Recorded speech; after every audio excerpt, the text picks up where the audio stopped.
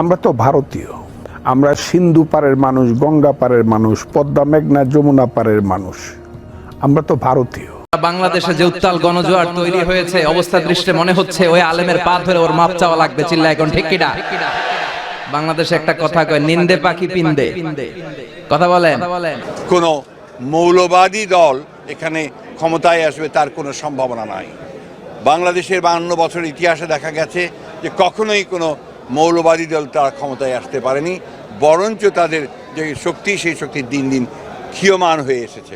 গান গাই আমার মন রে বুঝাই, মনটা যে পাগল পাহারা, আর কিছু চাই না মনে গান ছাড়া, গান ছাড়া আর কিছু চাই না মনে গান ছাড়া।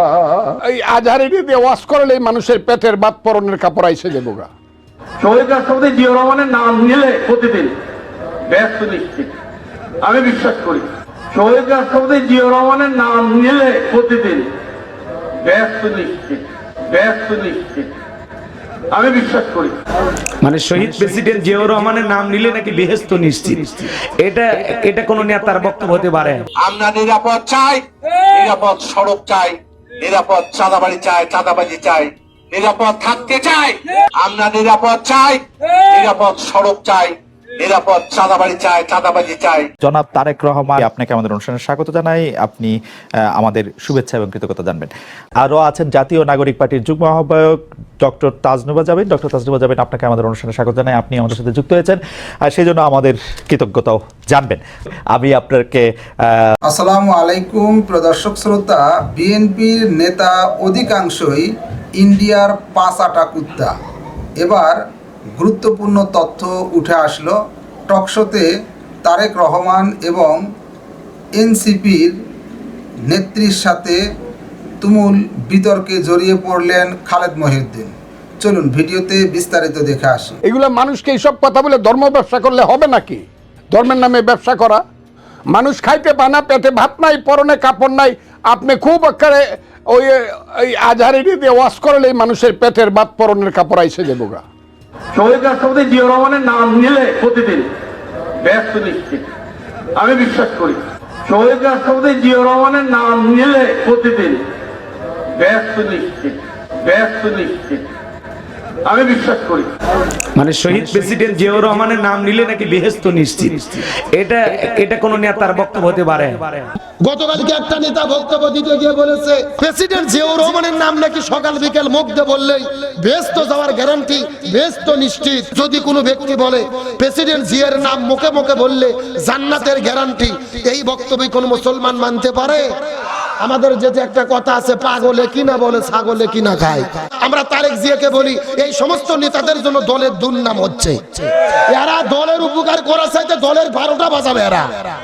নানান জায়গা থেকে কিন্তু বিএনপি নেতা কর্মীদের বিরুদ্ধে প্রচুর কমপ্লেইন আসছে। আমার কাছেই সকাল বিকাল কমপ্লেইন আসছে। বিএনপি নেতা কর্মীদেরকে মাঠ পর্যায়ে কন্ট্রোল করা যাচ্ছে না। চাঁদাবাজির সঙ্গে যুক্ত, জমি দখলের সঙ্গে যুক্ত, টেন্ডারবাজির সঙ্গে যুক্ত।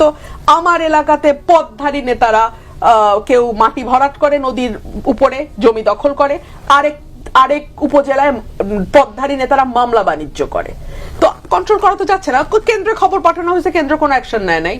আপনি যতই উপর দিয়ে ভালো ভালো নাটক করার চেষ্টা করেন কেন, আসল চেহারা তো বের হতে থাকবে। সো এটা বিএনপির জন্য ডেফিনেটলি একটা মানে খারাপ দিকে নিয়ে যাবে আর কি দলকে। আমরা নিরাপদ চাই, নিরাপদ সড়ক চাই, নিরাপদ চাঁদাবাড়ি চাই, চাঁদাবাজি চাই, নিরাপদ থাকতে চাই। আমরা নিরাপদ চাই, নিরাপদ সড়ক চাই, নিরাপদ চাঁদাবাড়ি চাই, চাঁদাবাজি চাই, নিরাপদ থাকতে চাই। যারা ইলেকশন দিব আজ তৃতীয়া, কাল তৃতীয়া, পরশু মঙ্গলবার, 2000 ইলেকশন না দেওয়া লাগে, ইলেকশন আনবো।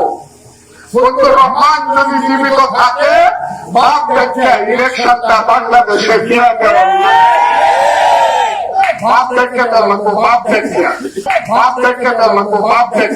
ইসলাম মানুষ শান্তিতে থাকবে, কিন্তু এই ইসলামের কথাকে, এই শান্তির বাণীকে অনেকে সহ্য হয় না। আসরা নাই এদেশে এরকম উল্লুক্কা পাঠা, আসরা নাই।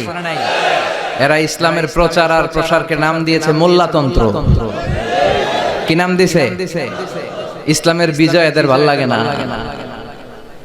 ইসলামের গণজোয়ার অগ্রযাত্রা এদের ভাল লাগে না। আল্লাহ বলে মুতু বিগাইযিকুম, তোদের রাগ, তোদের ক্রোধ, তোদের আফসোস নিয়ে তোরা মর। ইসলামের তোরা কিচ্ছু করতে পারবি না। চিল্লায় বলেন ঠিক কি না? সংসদে বসে আসরা নাই, ইসলামের নাম দিয়েছে মোল্লাতন্ত্র। এই মোল্লা না থাকলে তোর কানে আজান দেওয়ার কেউ ছিল না। এই মোল্লারা না থাকলে তোর বাবা মার বিয়ে পড়িয়ে তোকে হালাল পন্থায় দুনিয়াতে আনার কেউ ছিল না।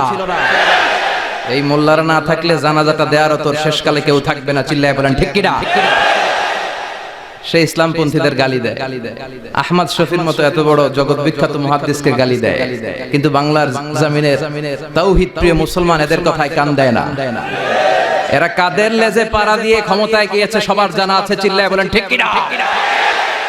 বাংলার জমিনের লোকজন তাহাজ্জুদ পড়ে দোয়া করে, আল্লাহ ঘরে ঘরে আহমদ শফি দাও, ঘরে ঘরে আল্লামা সাইদি দাও, ঘরে ঘরে মুফতি আমিনী দাও, ঘরে ঘরে দেশপ্রেমিক আল্লাহওয়ালা নবীওয়ালা কোরআনওয়ালা লোক দাও। চিল্লায় বলেন ঠিক কিনা? আপনার ইসলাম সহ্য হয় না, আপনার আলেম ওলামা সহ্য হয় না, আপনার কাদিয়ানীদেরকে সহ্য হয়, এটাই প্রমাণ করে আপনি কাদিয়ানীদের দালাল।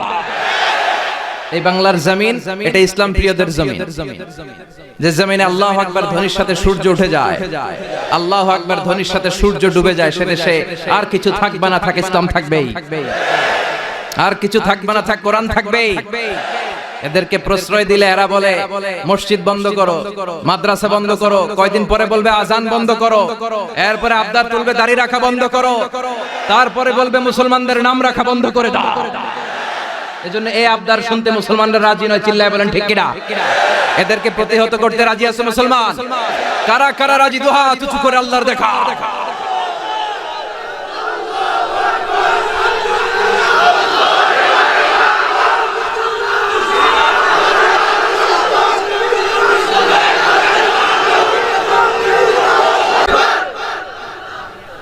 সূর্যরে ভেটকি মারলে সূর্যের কিছু হয়?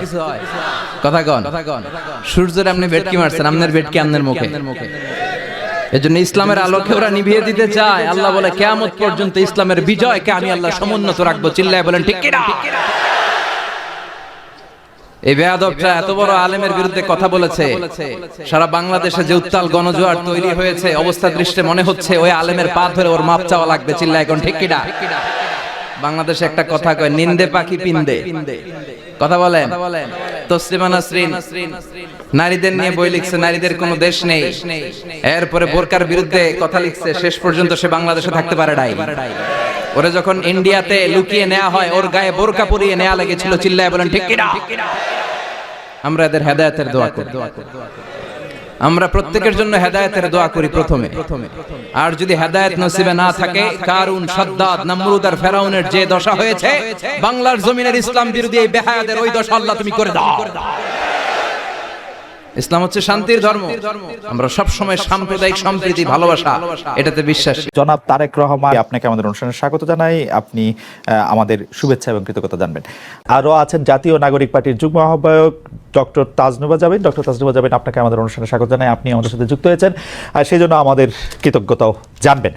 আমি আপনাকে প্রথমেই যে বিষয়টার দিকে আপনার দৃষ্টি আকর্ষণ করতে চাই, সেটা হচ্ছে যে এনসিপি বা এই যে জাতীয় নাগরিক পার্টি কিভাবে বিএনপির শত্রুতে পরিণত হলো, মানে বিএনপিকে কিভাবে শত্রু গণ্য করতে থাকলো। যেমন আপনাদের একটা জনপ্রিয় বয়ান আমরা এরকম শুনি যে আপনারা 15 বছর কোথায় থাকেন, 15 বছর আপনারা পারেন নাই, কিন্তু 15 বছর যে বিএনপি পারে নাই সেইটার দায় কিন্তু আমাদের সবার। যেমন এই বৈষম্য বিরোধী ছাত্র আন্দোলন যখন জীবনের ঝুঁকি নিয়ে রাস্তায় এসে দাঁড়ালো, তারা যখন মরতে শুরু করেছিল, আপনিও প্ল্যাকার্ড নিয়ে রাস্তায় দাঁড়িয়েছেন, আপনি একজন পেশাজীবী। আমরাও আমাদের জায়গা থেকে যা করার দরকার তা করতে চেয়েছি, তা করতে চেষ্টা করেছে। কিন্তু বিএনপি যখন করতে চেয়েছে, বিএনপি যখন শেখ হাসিনাকে সরাতে চেয়েছে, তখন আমাদের কাউকে কিন্তু পাশে পায় নাই। এই 15 বছর ধরে সংগ্রামরত, তারপর হচ্ছে বিভিন্নভাবে মজলুম দলটা কিভাবে এনসিপির সবচেয়ে বড় প্রতিপক্ষতে পরিণত হলো। তারা কথায় কথায় বিএনপিকে শ্লেষ করে, বিএনপি পারে নাই, বালুর ট্রাক সরাতে পারে নাই, দৌড়ানি দিয়ে এই আগে যদি দিতেন তাহলে এতদিনে ওরা পলায় যেত। এগুলি বিএনপিকে কেন শুনতে হইতেছে?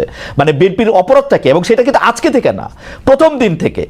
এবং বিএনপির অপরাধ আমি সরাসরি দেখি যে বিএনপি একটা নির্বাচন চায় এবং নির্বাচন করে এটা দেখতে চায় যে কারা আসলে কটুক দিতে পারে। আপনি যদি আমাদের একটু বলতেন।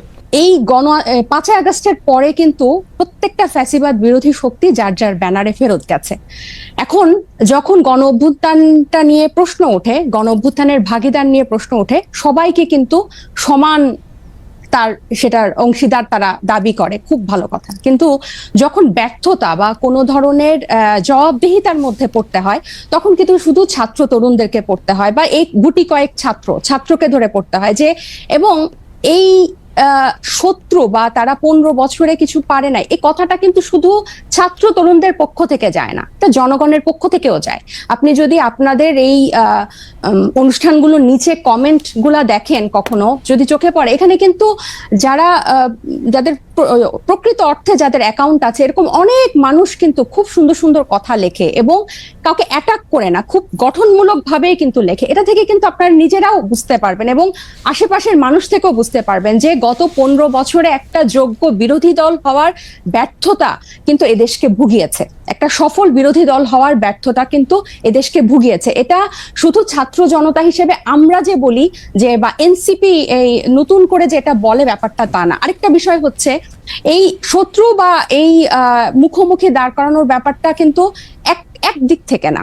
আপনি দেখবেন এই যে কিছুদিন আগে এক টক শোতে আমার এক সহ আলোচক বলছিলেন, আমি 90 সালের গণ অভ্যুত্থানের একটা কথা বলছিলাম, উনি বলছেন 90 সালে তোমার বয়স কত ছিল, বেয়াদব, অপরিপক্ক, আদব কায়দা জানে না, তোমাদের বয়সে মানে এক একজনের, আমাদের রাজনৈতিক জীবন বা রাজনৈতিক পথ চলা তোমাদের বয়সের বেশি।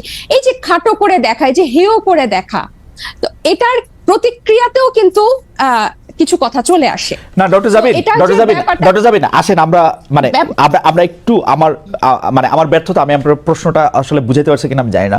আমার কাছে যেটা মনে হয়েছে যে বিএনপি গত 13 বছর ধরে, স্পেসিফিকলি বললে যে 2012 সালের পর থেকেই বিএনপি এই একটা সরকারের কাছে একটা দাবি জানায় আসতেছে, দরকার হলে সরকারকে বলতেছে ক্ষমতা চাইতে একটা সুষ্ঠু নির্বাচনের কথা বলতে, এবং এইটার মধ্যে কিন্তু বিএনপি কোনোদিন কোনো আড়াল নিতে পারে নাই। বিএনপি কিন্তু কোনো ছাত্রলীগের মধ্যে গিয়ে বলতে পারে না যে বঙ্গবন্ধু মহান নেতা, আমরা সবাই বঙ্গবন্ধুকে ভালোবাসি, এই কথা বলে কিন্তু বিএনপি রাজনীতি করতে পারে নাই।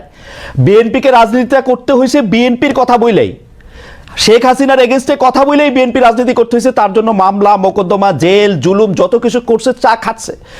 বৈষম্য বিরোধী ছাত্র আন্দোলনের নেতারা কিন্তু শেখ হাসিনার বিরুদ্ধে ফেসিবাদী আন্দোলনে গেছে হচ্ছে অনেক পরে, অনেক জায়গার পরে। সেই সময় তাদেরকে আমরা মুক্তিযুদ্ধের স্লোগান দিতে দেখছি, তাদেরকে আমরা বঙ্গবন্ধুর ভাষণ দিতে দেখছি, এবং আমরা দেখছি যে তারা নানাভাবে নানা ধরনের আড়াল নিচ্ছেন। বিএনপি কিন্তু এই সুযোগটা পায় না। আমার প্রশ্নটা হচ্ছে, যেই বিএনপি এত ত্যাগ করলো, এবং তারা কিন্তু সরকারে গিয়া 3 জন মন্ত্রী হয় নাই, 3 জন মন্ত্রী এই বৈষম্য বিরোধী ছাত্ররাই হয়েছে। তারা কিন্তু কোনো কিছু দখল করে নাই, তাদের একটাই চাওয়া ছিল ইলেকশনে যাওয়া, এবং ইলেকশন যাওয়ার পর থেকে বিএনপিকে কি শুনতে হয়েছে আপনাদের কাছ থেকে আপনি দেখেন। আমি ছোট করে একটু বলি, আমার মাফ করবেন, আপনাদের কাছে শুনতে হয়েছে বিএনপি নাকি আওয়ামী লীগকে পুনর্বাসন করতেছে, বিএনপি নাকি আওয়ামী লীগকে নিয়ে আসতেছে। আওয়ামী লীগ দিয়া বিএনপির নেতারা যেভাবে ক্ষতিগ্রস্ত হয়েছে, তার 100 ভাগের 1 ভাগ বাংলাদেশে কেউ হয় নাই। এরপরও বিএনপি কেমনে শত্রু হইল এনসিপির, এইটার কারণটা কি? মানে বিএনপিকে ক্ষমতা থেকে ঠেকানোটা কেন এত জরুরি হয়ে পড়লো? এখানে শত্রুতার প্রশ্ন না খালেদ ভাই, এই যে কেন শুধু সুষ্ঠু নির্বাচনই চেয়েছিল, নির্বাচন কেন্দ্রিক রাজনীতি তারা করেছে। এই যে হাসিনা কিভাবে এই 3টা অবৈধ নির্বাচন করে ফ্যাসিস্টের সাম্রাজ্য টিকে রেখেছিল, তাদের রাজনীতিটাই ছিল নির্বাচন কেন্দ্রিক। কারণ নির্বাচন হলেই শুধু গণতন্ত্র হবে, গণতন্ত্র ফিরে আসবে, এটা তাদের একটা রাজনৈতিক একটা চালের, এটা বা তাদের কি বলবো আমি, পরিকল্পনার ভুল বলবো, যে তারা সবসময়, আপনিই বলছেন যে তারা সবসময় সুষ্ঠু নির্বাচনই চেয়েছে। কেন তারা হাসিনার এই যে তার যে সাম্রাজ্য, 3টা বিভাগ, এই যে সবকিছু তার একক কর্তৃত্বে, একক হাতে, প্রত্যেকটা রাষ্ট্রীয় প্রতিষ্ঠানের একটা ইট পাতা যে হাসিনার কথা ছাড়া বা স্বৈরশাসকের কথা ছাড়া চলতো না, বা মানুষকে সম্পৃক্ত করার যে রাজনীতি, এটা তো বিএনপি করতে ব্যর্থ হয়েছে। এবং জনগণের কথা না বলে, জনগণ এই যে এখনো তারা যে 31 দফা বলে যেসব গণভোট অসম্ভব বলছে, যেসবে আমরা জনগণকে সম্পৃক্ত করতে চাচ্ছি, বিএনপি আবার সেসব জায়গায় জনগণকে দূরে ঠেলে দিয়ে আবার নির্বাচনের কথা বলছে। এখানে কিন্তু আপনি দেখেন তারা কিন্তু আবার জনগণকে নিজেদের থেকে দূরে সরাচ্ছে। জনগণ কিন্তু তাদেরকে চাচ্ছে এবং তারা একটা প্রতিষ্ঠিত রাজনৈতিক দল, তারা নির্যাতিত রাজনৈতিক দল। আপনি নিজেই বলছেন যে তারা সব সময় সুষ্ঠু নির্বাচন চেয়েছে। একটা দেশের গণতন্ত্র কি শুধু সুষ্ঠু নির্বাচনের, একমাত্র শুধু সুষ্ঠু নির্বাচনের মধ্যে এই নির্বাচন ব্যবস্থাটা কিরকম, এই নির্বাচনটা দাঁড়িয়ে আছে কিসের উপর? এই যে এই নির্বাচন কমিশনার গুলা, বিচারক এবং প্রত্যেকটা রাষ্ট্রীয় প্রতিষ্ঠান, তাদের মন্ত্রিসভাগুলা কিসের উপর দাঁড়িয়েছে? আইন শৃঙ্খলা বাহিনী, পুলিশ, র্যাব, প্রত্যেকটা গোয়েন্দা বাহিনী কিসের উপর দাঁড়িয়ে আছে? এগুলোর সংস্কারের কথা, এগুলোর বিরুদ্ধে কথা, প্রত্যেকটা সবসময় তাদের একটা উপর দিয়ে কথা যে চেষ্টা করা হবে, পরিবর্তন করা হবে, কিন্তু স্পেসিফিক্যালি উপায়টা কি, পথটা কি, তারা জনগণের কাছে সেটা পরিষ্কার করে না। যেটা ছাত্র জনতা বা এখন পরবর্তীতে হয়েছে, হয় আন্দোলনটা কোটা বিরোধী আন্দোলন দিয়ে শুরু হয়েছিল এবং সব সময় কিন্তু এটা তো বাংলাদেশের ইতিহাসে প্রথম না, একটা দিয়েই শুরু হয়েছিল। কিন্তু এই পুঞ্জীভূত যে স্বৈরশাসকের 15 বছরের যে পুঞ্জীভূত ক্ষোভ, সেটা কিন্তু প্রকাশিত হয়েছে একটা সিস্টেম, একটা ধাপ পেরিয়েই কিন্তু সেদিকে গিয়েছে।